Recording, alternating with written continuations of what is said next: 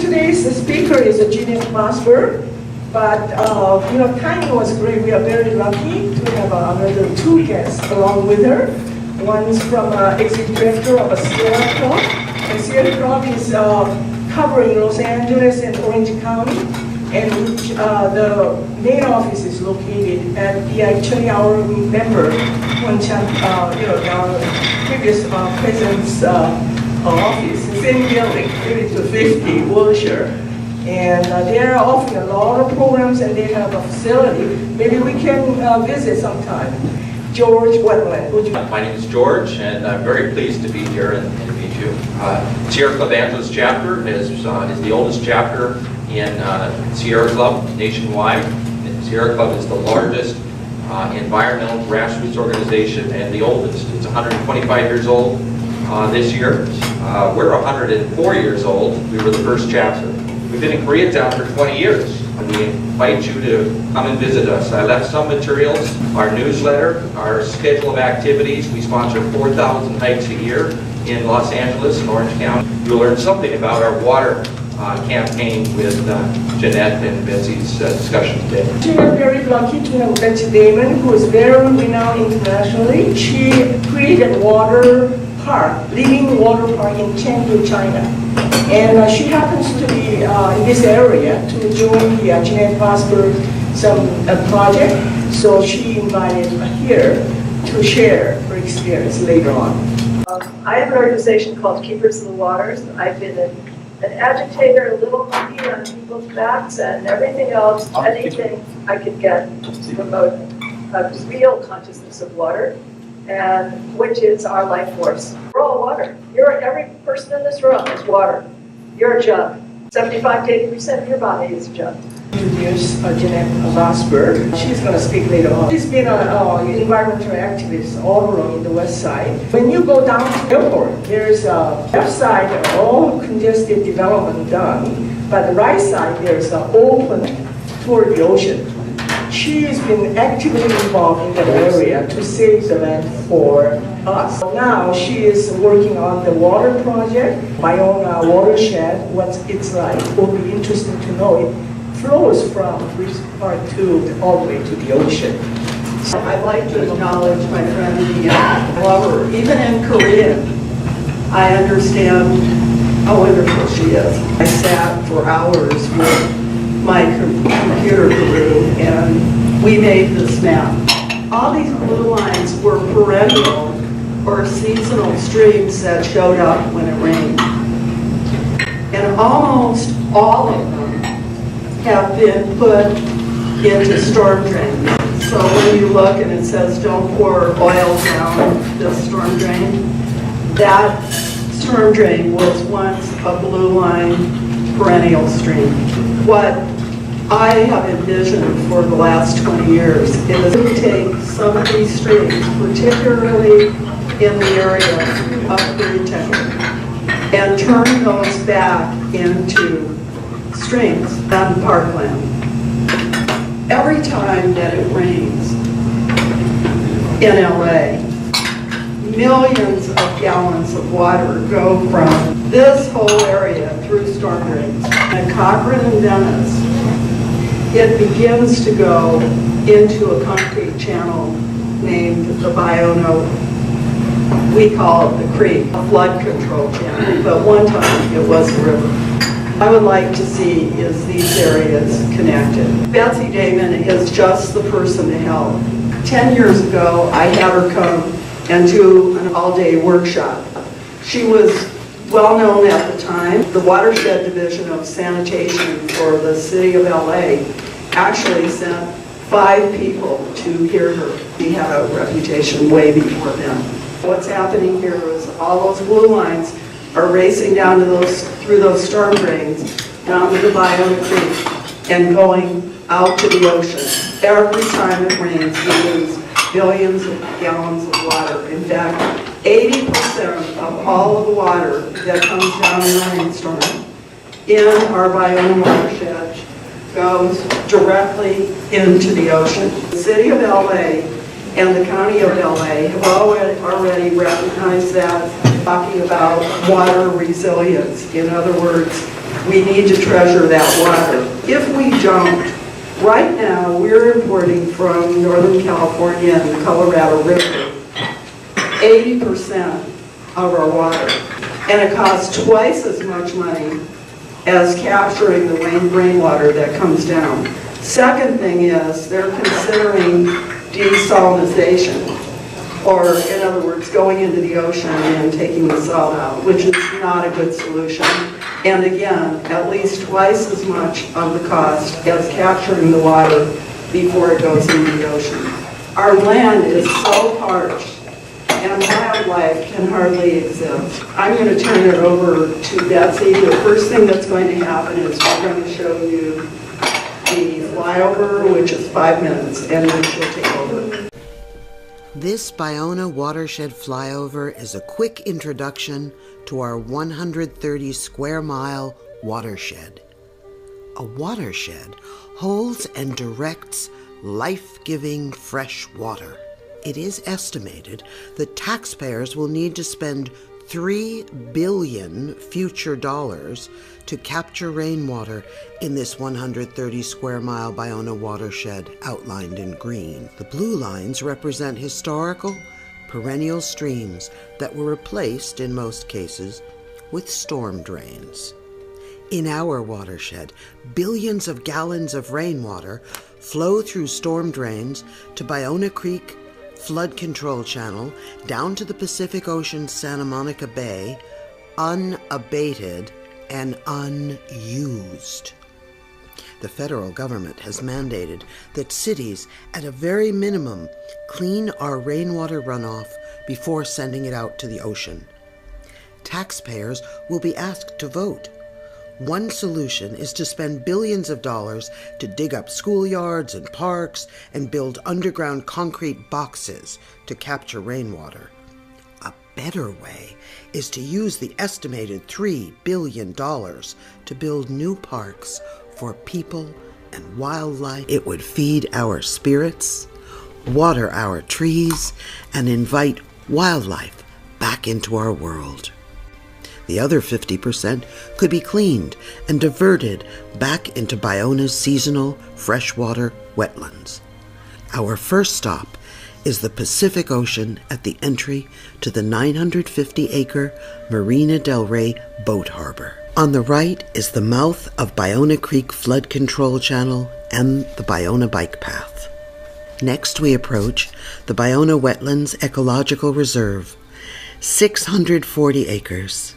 A predominantly freshwater, seasonal wetlands. Bayona is home to many birds, animals, and insects, with 12 different habitat zones. The riparian corridor is at the base of Loyola University. It drains under Lincoln Boulevard into the freshwater marsh. Our next stop is Centinela Creek and Bayona Creek.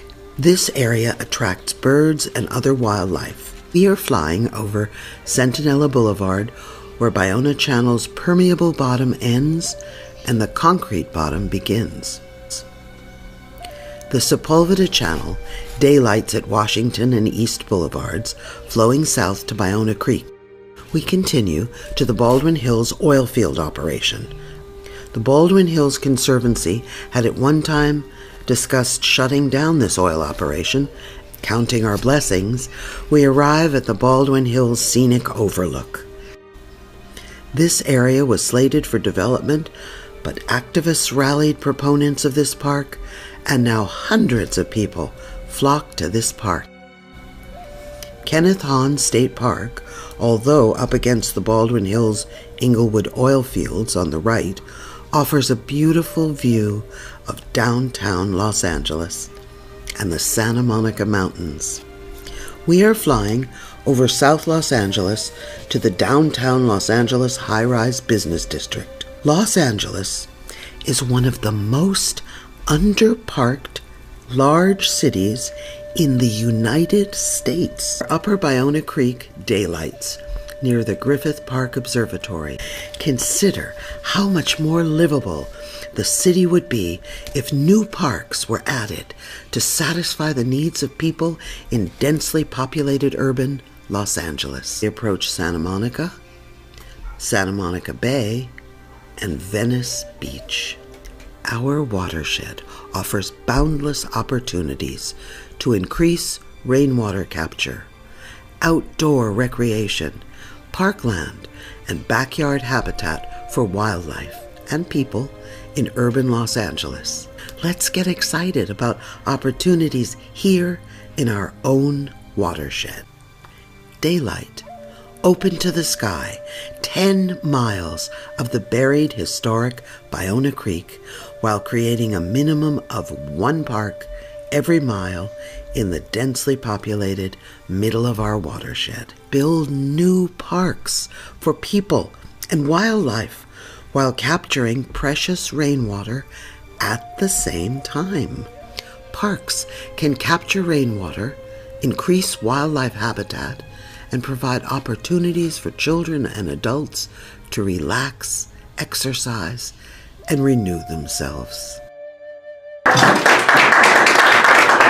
First, I want to say that I've been many cities and many places, and I've never met as remarkable an organizer as Jeanette.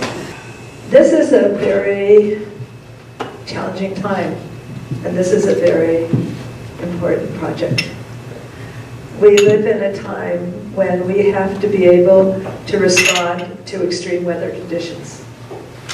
Every city and every place has to do that.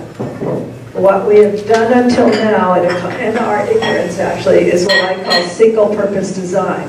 In other words, every creek was put in a pipe.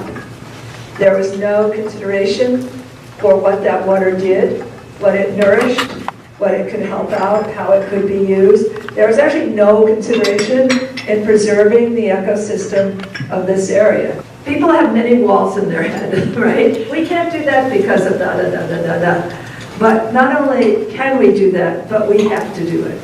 Your children, you, anybody who's going to be alive 10 years from now, bringing back the living system that can respond flexibly. So when there's not enough water, it can respond. When there's too much water, it can respond. And so that, almost every drop of water that falls on this area is used in some way to nurture the area. It does not go out to sea. The building of great big desalinization plants or collecting all the water at the ocean's edge and sending it back up somewhere, first of all, that depends on systems that will fail. Pipes don't last forever. Pumps don't last forever. But an ecosystem does last forever. And it can evolve. There are many incredible solutions. You would be amazed when we put our brains somewhere and begin and imagine it collectively, right? As a community. And in this case, this watershed shares a bunch of districts. So all those districts have to come into some kind of understanding together. We get to work collaboratively like never before and cooperatively. And the process is a process of mapping so that everyone who comes to the maps can understand. And then those maps can be shown at Rotary or community centers all around everywhere so that huge numbers of people understand what can happen. And this way, you're in charge. You're not going to be given a plan from the planning department of LA and saying, this is it. This way, you're in charge. And so far, in my experience, that is what works. That's some of the solutions that actually people in government are looking for, but they haven't been able to do it. They're still trained in single-purpose design. They're not trained in integrated design and planning. So this is something I created 30 years ago. This one is an aerial view of a river system. The other one is human arteries and veins. All I have to say is how many of your arteries and veins can you remove, dam, straighten before you're dead? I've done an overlay on this, and what happens is this. Okay, so all these creeks are gone just like they are for you, right? And what you end up with is a huge ditch. going down. And the rest of the system is housing and businesses and roads and whatever. And the wastewater treatment plant is put on the edge of the water, which is not the right place for it. And that's what we're left with. Now, wastewater treatment is as valuable as our hospitals. We cannot live without it. So don't attack them. They're very, very important. But the placement of them is also equally as important. And small and local is better, just like small and local schools are better, same with wastewater treatment. Okay, this is the living water garden in China, and I'm just going to show you quickly. The river is very polluted. It cleans water to drinking water quality. Nature is amazing. Nature can do so much more, and we're kind of afraid of letting her do her job. The park grew up rapidly. Within 3 months of doing this park, the kingfishers were back there feeding, to our astonishment. Now, we're in a city of 8 million people. It's dirty. Okay, here, just stop here. These are forms that make water go in a vortex motion. They actually help to clean the water. They do a lot of other things. They're a wonderful feature. This is the park. And even though it's gone through times when mayors didn't like it because they thought it was bad economic development, it still survived. It's gone through a lot. Very, very resilient place. Olympic Park. I've done planning and design. This is the Olympic Park. I've done large planning and designs for huge areas, like a quarter of Beijing, and where we reused absolutely everything and had dense population. Like we used every drop of water we did, because Beijing's very low on water. And this is the park. It's a completely flowing system. And the trick is that the waters must be connected. You cannot separate them and recycle. Like I'll control this one this way and recycle it, that one and recycle it. You can't do that. What happens then is the pollution builds up. It doesn't flow. So everything's dependent on what we do with our waters. I was told a couple days ago that they made it illegal to daylight a stream in LA. Now that's up for discussion, for reevaluation. If we do this planning, we of course will be advocating strongly for daylighting. But that might open it up for everybody. Right? Somebody's got to take the lead. Somebody's got to say, do this right. This is the park. It's huge, it's huge. And they have a wastewater tertiary treatment system. This is it. My goal is that they have this. Oh, I worked in Larimer, Pittsburgh, where they had big floods that killed people. We actually solved the flooding problem, collected the water, put some into wetlands, so it doesn't happen anymore. And what I'm going to show you here is that it is totally possible, absolutely possible with modern technologies to know exactly what to do, and precisely. Like, this shows you where the most water collects. This shows you where the pipes are, where the water collects, and where you can collect it. So there's layers of maps where you can design for precisely what goes on and what do you want to make happen. And I just want to share that with you. How many people here have worked with GIS? What is GIS? Geographical Information Systems. Thank you. Yeah, and I worked with somebody called Land-Based Systems. These are all things I did. We can change these ditches, but also by collecting the water upstream, they won't have such high flood. Redesigning solves many difficulties and opens up the options of everything, including the Bayona wetlands having what it needs. Question and answer. Sure. The engineering of the Mississippi River has made it that the silt from the river, the dirt in the river, no longer builds up a barrier to protect New Orleans. It's a very complicated situation. A big firm outlined where they should build to not have be destroyed again. They didn't follow those directions. Houston engineered their disaster. They covered too much with concrete. Happens in the Caribbean, what's happening above them, what's happening. Plus, we're going to have storms like we've never seen before. You will have them here too, eventually. We have stores in Houston that looted, probably because of the water, water shortage. Well, yes, there's several things. First of all, it's necessary to analyze a location to choose whether it's good to put in rain barrels everywhere. And rain barrels now are small, don't make any difference unless you're putting in rain barrels that are, 200 gallons and reusing all the time. There's an analysis of the situation that has to happen. The immediate solution is great, big, invented that clean water. The Chinese used them after the earthquake. I saw that in Sichuan, where 80,000 people were killed and dislocated, right? So I met the person who's invented those, but FEMA isn't using them yet. So, but I can't answer all these kind of difficulties. I cannot solve the flooding, that's just ridiculous to me. But it's a design issue. The most important thing is the shortage of water. Are you guys ready? Are you ready? No, I'm not ready. Sierra Club has been very active for many years, working with Metropolitan Water and the Los Angeles Department of Water and Power and other utilities that are planning how to make water more reliable. And our efforts have been to replenish the groundwater supplies and throughout the LA area, from the San Fernando Valley, where there's a very large underground water area that is very low, and part of it is polluted with toxic materials.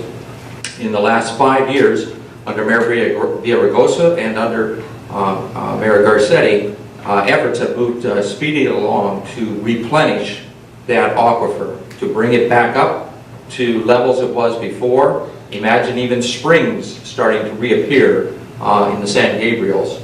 Same way here in this area, down towards the Bayona Creek area, there are areas for water storage underground that needs to be brought back. And so what Betsy's describing are ways to slow the water as it rains and settle down through the soils into the groundwater to replenish the groundwater there. And by slowing it down, you avoid the flood effects and the mud flows that we see now. But secondly, you help restore the groundwater back to levels that would make it the primary source for Los Angeles rather than just a minor source now. 80% of the water we get comes from outside of the watershed. Here in Bayona, in the LA watershed, and the Rio Hondo watershed, do not provide enough water in groundwater for us to supply the needs of the city.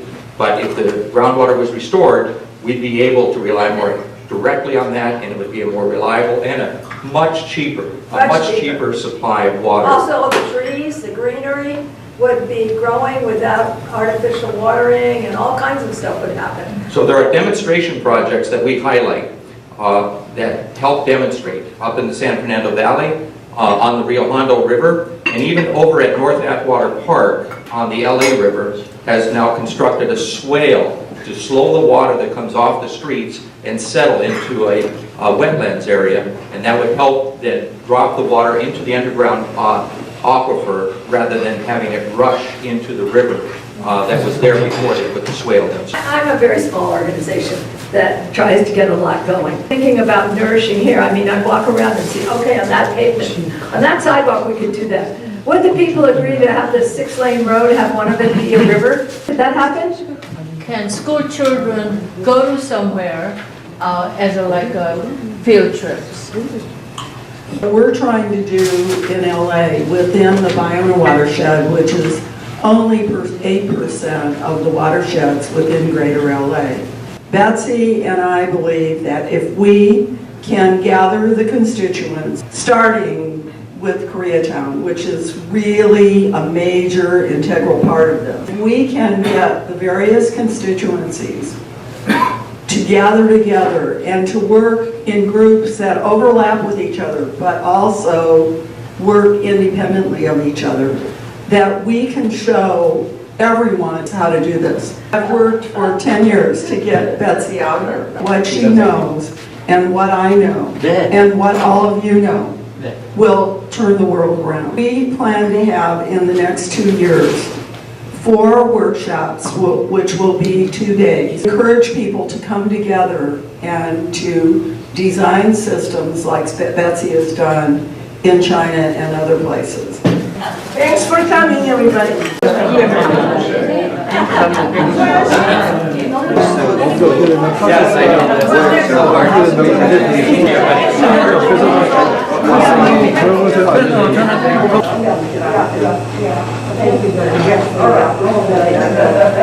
and please call me. We'll plan our next Yeah, get. yeah, sure. See you next week. Okay, when I come to the house, let us know. I don't get that. Good afternoon. George? I don't know. Hi.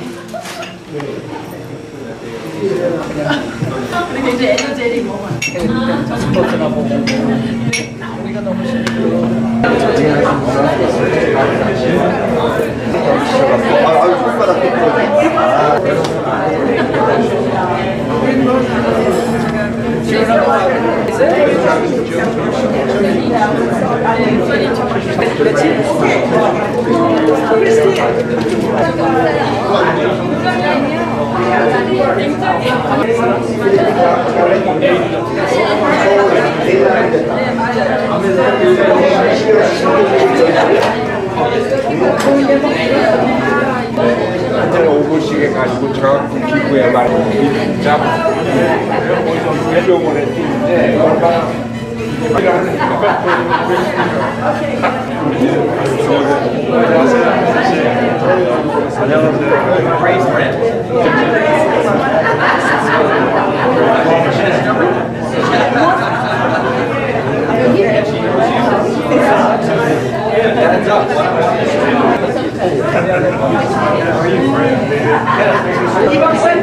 이 박사님, 나를 좀 알려주세요. We need a man. Before we have a lunch, I'd like to introduce the several guests coming today. We have a guest on my table. His name is Jason Ju. He is the head of Lotte Hotel from Korea. Hi, my name is Kenneth Sun. I was invited by Young Gearing today to 잠깐만요. Jenny. 일어나셔서요. Please get up.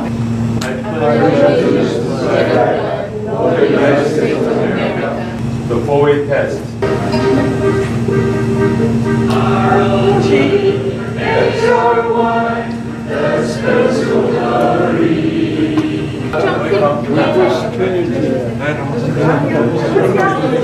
아유, 이 박사 오랜만에. 바쁘시죠? There were several guests in this table, and Rachel, who is our neighbor and good friend of whenever we have a good program, and she always attends Rotary program. And Jane Lee, actually Peter Lee, our member, Peter Lee's wife, and very supportive of our Rotary program. Can you introduce your guest? Yeah, her name is Inja Kim, 김인자 변호사님, and she's working around here at Wilshire as a long-time lawyer. And then I know she was really interested in a water project in LA, so we are very excited to hear Bayona, Water Creek from Jeanette and Betsy and George, right? Yeah, we are very excited. Thank you so much.